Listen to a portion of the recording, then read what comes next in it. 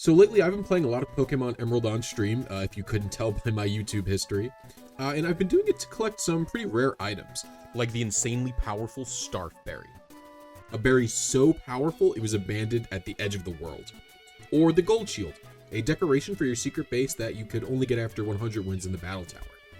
This got me thinking about some other rare items that you could get in Emerald. Often when you think about the rarest items in this game, you think about something like the Old Sea Chart, an event-only item that you can't get anymore. These are pretty rare, but you can't get it anymore. There's no legit way to get it. And the fun of getting items like this is doing it without cheats or hacks or anything like that. So on my search for rare and interesting items in Pokemon Emerald, I remembered the Nintendo e-reader. You can get the Eon ticket this way, swiping a real physical ticket into the e-reader, and then you could trade it to Ruby or Sapphire using a link cable. This is pretty cool because it's not only rare in-game, but it's rare in real life.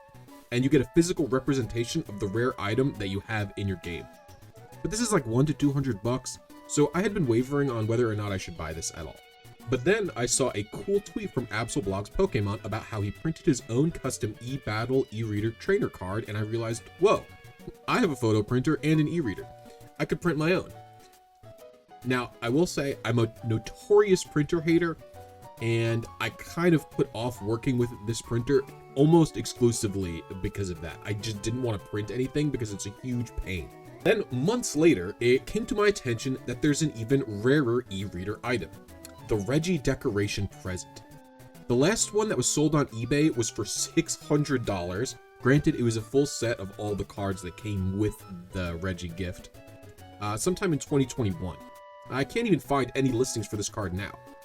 These are some cool and rare dolls for my secret base, and this was the motivation I needed to work with this stupid printer. There's one problem though. The e-reader is region locked, and I only had a US e-reader. Instead of just buying a Japanese e-reader, which admittedly is pretty cheap, I decided to see if there was any way to translate the cards via ROM hacking or something like that. And so my rabbit hole began. So the first thing I had to do was acquire digital e-cards, which is actually easy enough. Project Pokemon keeps a public event gallery open on their GitHub, where you can download .raw files for any Pokemon e-cards you want, including the Regi Decoration Present, along with anything else you might like the Eon ticket or some rare berries. I couldn't find any of Absol's tweets about the custom e-cards he made, so I just started Googling for e-reader disassembly or anything I could find like that. And I stumbled upon a few things. The first thing I found was Kate Sith 2's insanely useful set of tools for the e-cards. It contained a printing program and some tools for encoding or decoding .raw files. I wasn't fully sure what these meant until I found some GBA tech documentation. This told me exactly where in the card the region info was after it was decoded. So after I have downloaded the .raw strips, you can't actually work with them as they are. You need to decode them. That's what some of the Kate Sith tools are for. So this is just a simple command line program. You want to run nedcenc.exe, and then you do I for input. The input file is going to be regi1.raw. Decode. And the output file, we'll just make it Regi1. Good. It'll decode, and then I'll do that for Regi2. And I've already decoded the Eon ticket. So we can open up the Eon ticket, and we can also open up the Regi1 for now. So if we look at the GBA Tech documentation for the header, it says that the region is in a C and D in offset 0, so it'll be in here. So E001 is where our region info is. If we take a look at Eon.bin and Regi1.bin, they are definitely different. So my first test was to see, okay, well, if I just change this to be the same as the Eon ticket, will this work? Do that, and then I will save it. So to test, I use MGBA, which you can just run the e-reader BIOS in, and you can just scan .raw files through a simple function here. So I would try and scan this, and it would throw me an error. So a read error, okay? Why wouldn't that work? After reading over the GBA Tech header documentation again, I actually realized what the issue was, and it has to do with some checksums. Since I was changing values that the checksum used, this would cause a read error. So now I had to do the math for all the checksums. The header checksum is pretty easy to calculate. So GBA Tech lists the header checksum right here and how to calculate it. Basically, you just sequentially XOR the values at these locations repeatedly until you get an answer. And then the global checksum we will come back to in a bit. So in order to understand the math for the header checksum, let's look at a working header checksum, which would be in the Eon ticket. So it says that the header checksum is at location 2E. So we go to 2 here, and then we go to location E, which is down here. And that says that this should be 8. So the way this works is we're going to do math, and we're going to do the XOR bitwise operation using hexadecimal numbers. So the first location is 0D and 0E. There's 0C and 0D, which is our region value. So we plug in E0, which is at 0C, and then we bitwise XOR it with 0, 1. We get E1. Then the next location it says to do is at 10 and 11. So we go to 10 and 11. So that's 10 and 0. So we will XOR that by 10. F1. XORing it by 0 does nothing. It will just return the same number. I'll show you that there. So F1. And then the last location is 6 through 2D. So we can XOR F1 by 22. Then XOR it by D4. Then XOR it by F. And I'm sure there is a faster way to do this, but 2. Yeah. This is just how I'm doing it, for example. And then we don't have to do these 3 zeros. And as you can see, the result we got is 8, which is the result of the current working checksum in the Eon ticket.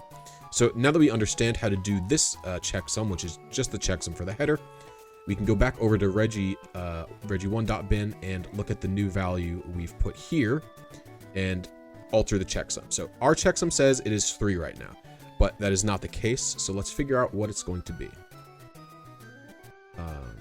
Here. And even if this by some miracle actually is 3, we still have to refigure out the global checksum. But it's probably not 3. So we already know the first one is E1, but I'll do that for you anyway. So E1 or E0, XOR it by 1 equals E1.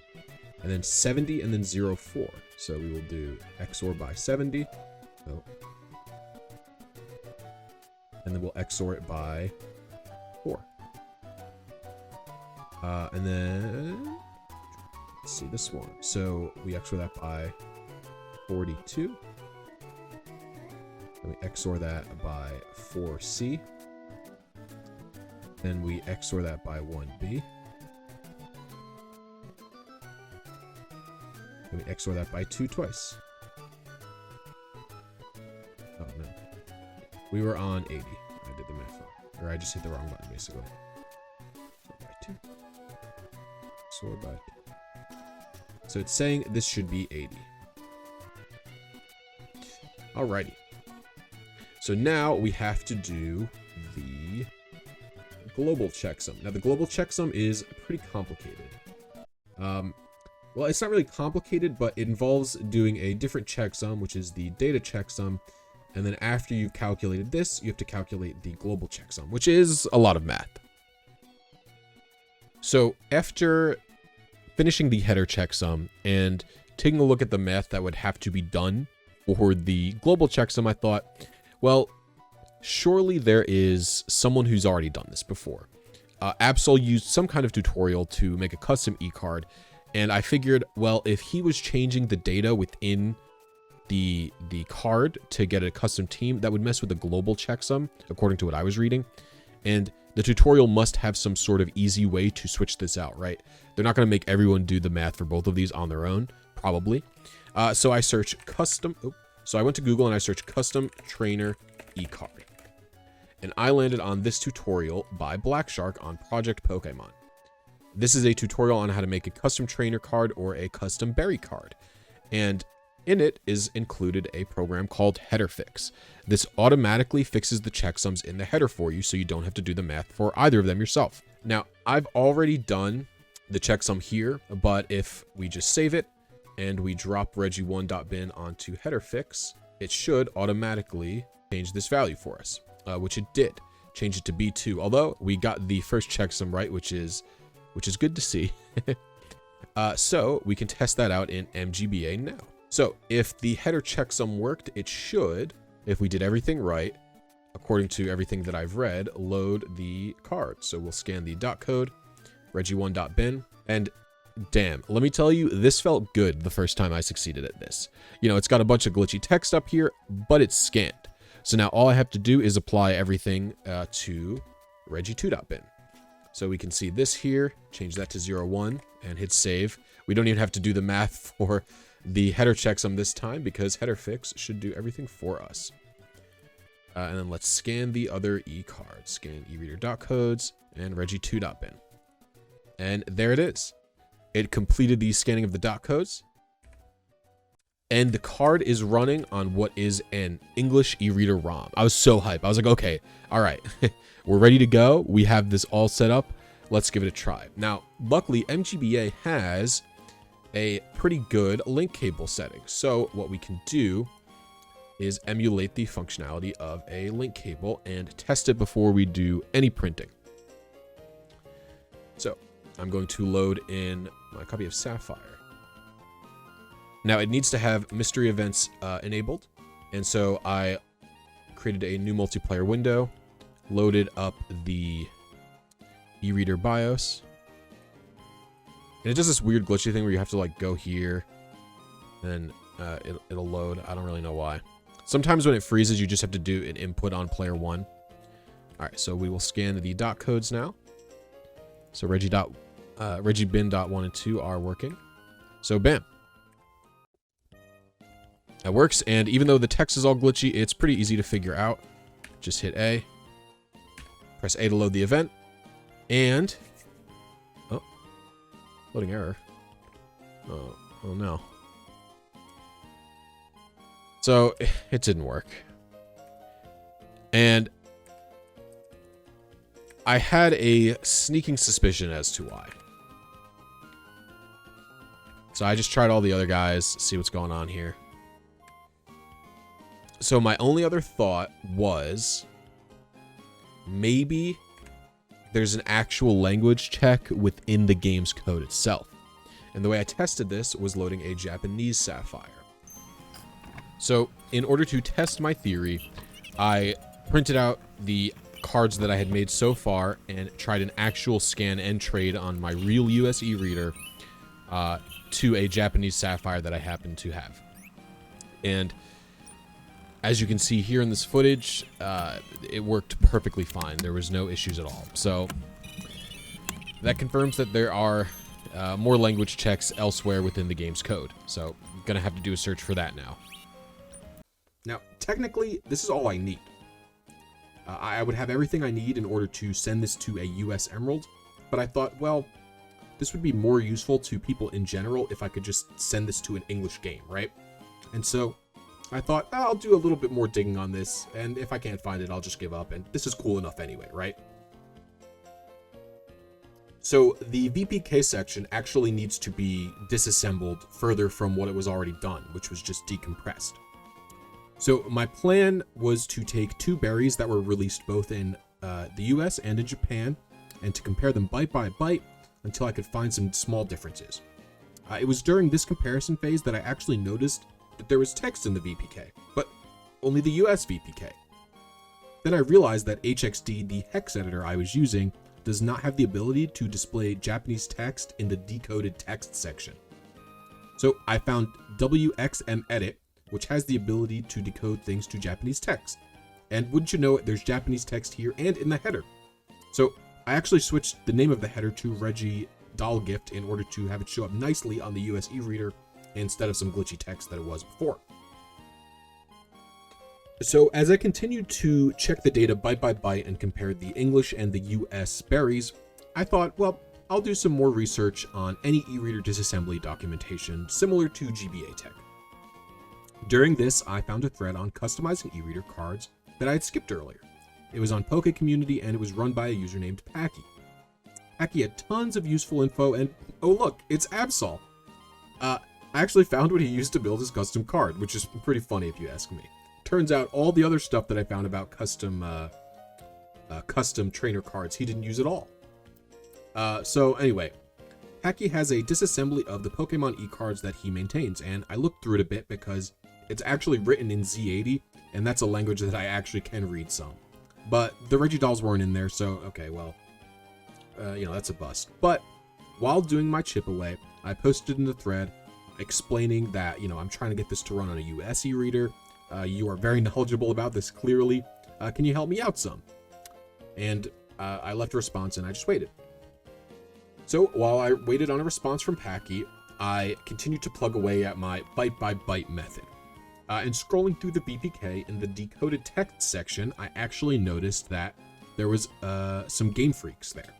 And I thought, this kind of looks like a header within the VPK. And if the e-reader header had a region check, maybe this is where the region check lies within the berries and the Regidolls. And sure enough, if you compare all three of them, the only difference in this sort of section of the VPK is that the Japanese cards had a 2 in certain locations, and the US card had a 1 in these locations. There's a big difference after this, but I assume that's sort of like a checksum thing or something. Feeling satisfied, I quit for the night, wrote down my information, and I was like, I will share this tomorrow. I wake up and I take a look at the thread, and Packy has solved all of my issues for me. They fully disassembled the card and found every language check within it. Turns out every single Regidoll has multiple region checks before it will send to any copy of RS. So Packy lays out the instructions on where you have to change the bytes and what you have to do in order to get this running on a US e-reader, and then subsequently to send it to a US game. I will note that 3 of the very bytes that I noticed, Packy told me to change, which had me feeling proud. Because I'll tell you something, certainly with my byte-by-byte method, I would not have been able to do what they did. I probably would have failed this endeavor without the assistance from Packy. Assistance isn't even the right word. It's the total knowledge of this person. So, with that said, I will show you the instructions that they laid out for me so that you could do this yourself if you wanted. In order to follow Packy's instructions, first we have to decode both bins, which I've already done. Then they say to open them in a hex editor and copy the data in strip 2 from 51 all the way to the end and add it onto strip 1. So copy it all the way from 5.1 all the way down, and then just append it on to the end of strip 1 here.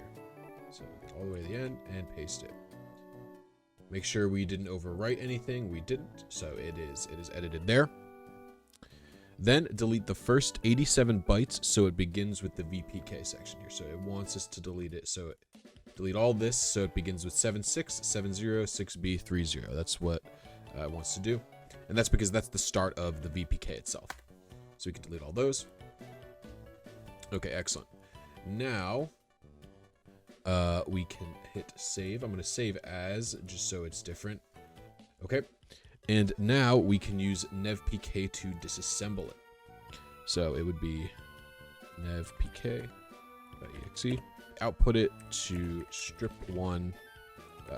All right. And so now we should have a new file in my folder called strip1.z80. And we open that up. And this is essentially both the code of the strips combined into one. Now I'm actually going to open this in WXM edit because there is going to be some Japanese in here, and so I think it is worth it to do. So if we open up in WXM edit, we can change the encoding to Windows Japanese, and then you can see there's all of the text here. This is all of the text that shows up super glitchy, so I'll deal with that in a moment. But after that, he tells us which bytes to edit. So change the 01 values at 5E, 7, 5 and 7, 7. So 5E. So we're going to change that to a 2. And then 7, 5, 2, 7, 7. Change that to a 2. Those are the ones I happen to find on my own. I know I've been talking about it a lot, but I am quite proud of that, I will say. Then E9. So to a 2 as well. And then EB. So change it to 2 as well. And 15D and 15F. And 15F.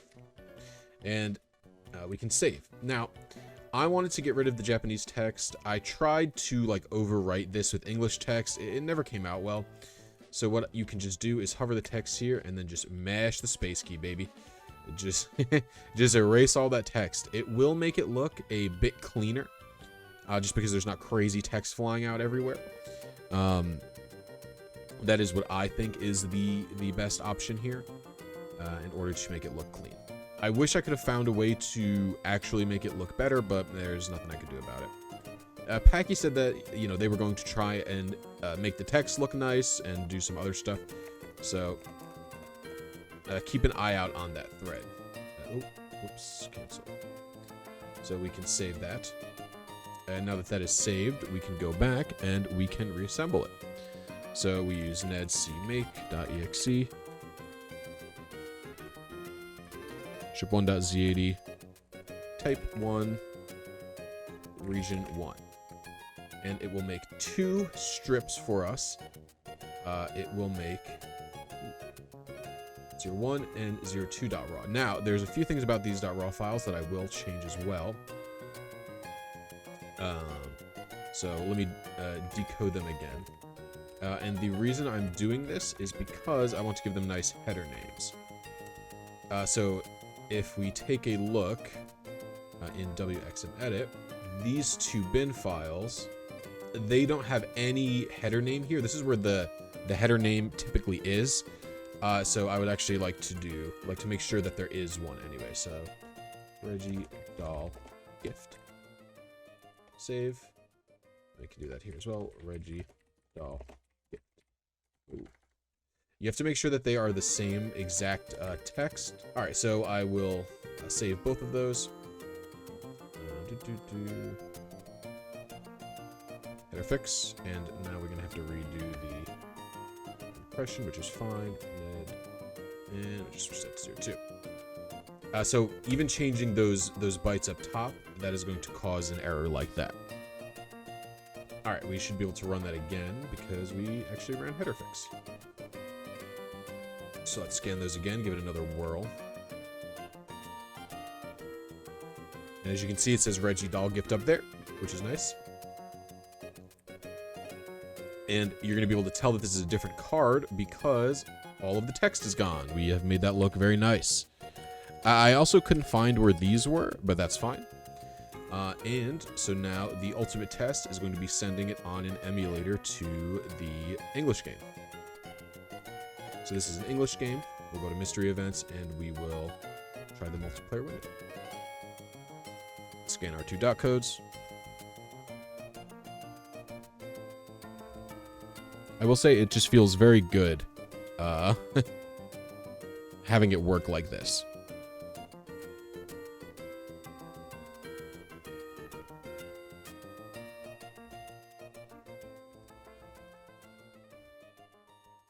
Sometimes on this one you have to reset the mystery event. It's just a quirk of the emulator. Loading event. And it's working. Look at that. So thanks to Packy, we're able to send it to a US game. It takes a long time, and it sends some jank text, but we were able to get it working, you see. Yeah, it just was lagging a little bit there because it was kind of mad. But we got it sent, so now we can actually move on to printing.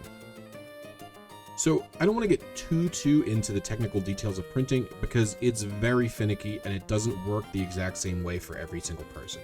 This is going to be a lot of trial and error no matter what you're doing. But I will go over the advice that I was given and what worked for me. So I use an HP photo printer and I print it to glossy photo paper. I've only seen one person ever say they needed to print to matte. So, you know, it's worth trying both. I tried both. The printing program I used was NetC Print 1.0 by Firefly. I could not get Kate Sith's program to work printing dot codes for me. I have no idea. I couldn't get it to work. So once you have the printer set up, go into printers and scanners. Find your printer and click manage. Then click printer preferences. In here, I set it to 600 DPI for both color and black, and I made sure to not print in grayscale. I find that it would literally never scan if I printed in grayscale, which is weird to me because when you look at the dot codes, they don't look like they're in color. It looks only like it's grayscale, but whatever. Once that's done, I just hit print in NetC Print, and to waste less paper, I flip it around and print it on the same piece, but the other side. Now that that's all set up, all I have to do is send this to my Emerald somehow. But wait. US Emerald does not have any e-reader functionality. How am I going to get this over there? Well, in order to get this to Emerald, first you have to get it into a Ruby or Sapphire game. And then you have to trade the decoration. How do you trade a decoration, though? They're not hold items or anything, right? Well, first you need to get a guy called the Trader into your Mauville Pokemon Center. He will only show up if when you start the game, your trainer ID ends with a 4 or a 5. Since neither my Ruby or my 2 English Emeralds have a trainer ID that ended in that, I have to restart my Ruby. So I RNG my trainer ID to end in a 5. Just kidding, actually, I messed it up. I was like 2 frames early or something, but the 2 frames early that I was happened to land on a 4. And it works on a 4 or a 5, so it didn't matter. And I embarrassingly named my trainer 5, even though I didn't get the trainer ID with a 5 on it. But that's okay. So then I play up to a point where I can make my secret base and actually activate the mystery event feature. This takes a while. If you had to do it like I did, where you restarted the game to get the trader, I had to play from the start of the game all the way to beating Norman. You have to do this because you don't get the ability to make a secret base until after you beat Watson, but you can't use mystery event until you beat Norman. You can't even unlock it until you beat him. So that's the minimum that this takes. So that's what I had to do. But once you do this, you can send it over using the trading feature, and I'll go over how I did that now. So for the actual scan, the first thing I'm going to do is I wanted to show proof that I didn't have any of the dolls in my Ruby version. So I want to load up the game here and show you guys that in my secret base I have nothing. I know it's a little hard to see with the overhead camera, but you can see it says there are no decorations. So I can't do anything with that. So for the actual e-reader trade process, you're going to want to make sure to have the fat end of the cable into the e-reader because it designates like one end of the cable as the host and one as the person who's joining. And it won't trade if you don't have it swapped around. So I'm also pretty lucky in that my printer prints to scan to the e-reader extremely well. If you could see here, this thing scanned instantly first try both times, and it's always like that. I've actually sent these cards to someone who I know had a pretty tough time getting the Regi cards to scan. So just play around with your settings, and your settings might not even work for everyone's e-reader, which is crazy to think about. But here, I'm just going to send over the Regirock doll, and as you can see, it works perfectly. There's no issues. It just flies right through, which is just a godsend to see. It does take a little while to send, and you have to send all 3. And the GBA game resets every time for some reason, but it's not a huge deal in my opinion. The coolest part about this is that you can send these dolls infinitely. If I tossed all of these Regi dolls in, like just went into the decorations and hit toss, they would just respawn. Like you could just resend them over and over again. There's no limit. You can't only receive these dolls once, which is really nice. So I know the setup is a little blurry here, but you can see I'm talking to a guy. He calls himself the Decorator. You can trade any of your decorations to him. So I'm going to give him from my Ruby one of the Regi dolls. You can trade with any of the items, and then he won't trade with you again. After this, you're going to have to go upstairs and mix records. So as you can see, he won't talk to you. So when you mix records, this is what causes the trader to trade. So he will leave my game when we mix records here, and he will end up in Emerald.